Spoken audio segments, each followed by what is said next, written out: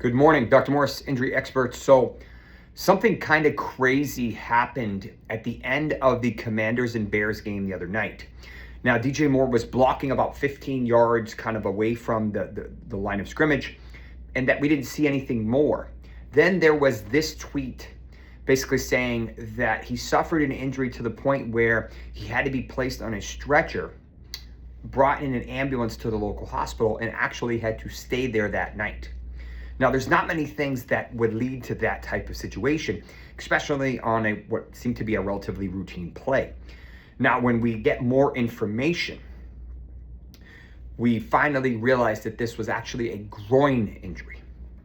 Now, a groin injury just traditionally not lead to that type of severity. So when you hear someone suffered a groin injury, needs to be put on a stretcher, brought in an ambulance, and then stayed at the hospital overnight, there's only so many things it can likely be. Now, I posted this tweet yesterday, but I wanted to a little bit elaborate on it today.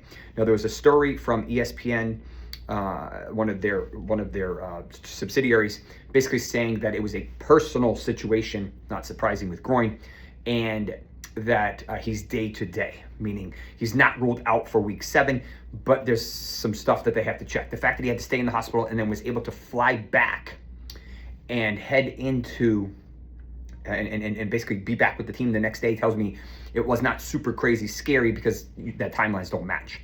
With that being said, obviously it was severe enough for them to monitor him overnight. So the most likely thing would be what we call testicular torsion, which is literally a twisting of that, usually secondary to a direct hit, almost like you're getting kicked in the... Essentially what happens is it rotates and it can rise and it causes a lot of pain, a significant amount of pain, and sometimes even fertility issues in the future. Now, another thing that can happen is you can have an injury to a hernia where the hernia would basically open up almost like a hole in a wall, and the bowel underneath it can come through and loop back, and then it can get strangulated. So this tissue that's up here ends up becoming very painful and starts necrosing. Now, this is very unlikely for this type of situation, but technically it's possible given the parameters of what we know.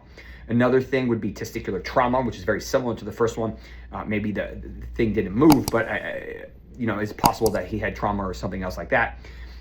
And then the final thing that comes to mind is a injury to the blood vessel or nerve root in the femoral area. So basically in the groin area, there's a huge blood vessel group that brings all the blood flow to the foot. That's possible that he could have injured that and they needed to monitor it.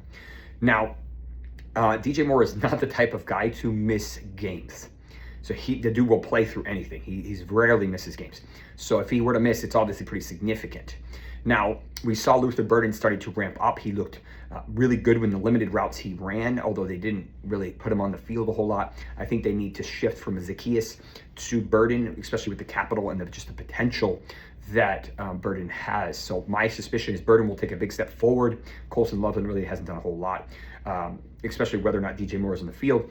And then obviously Rome Odunze should be the alpha, although he didn't do a whole lot in week 6's game. He should continue to be the alpha going forward.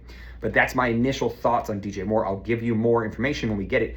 But as of right now, some kind of crazy, scary thoughts heading into week 7.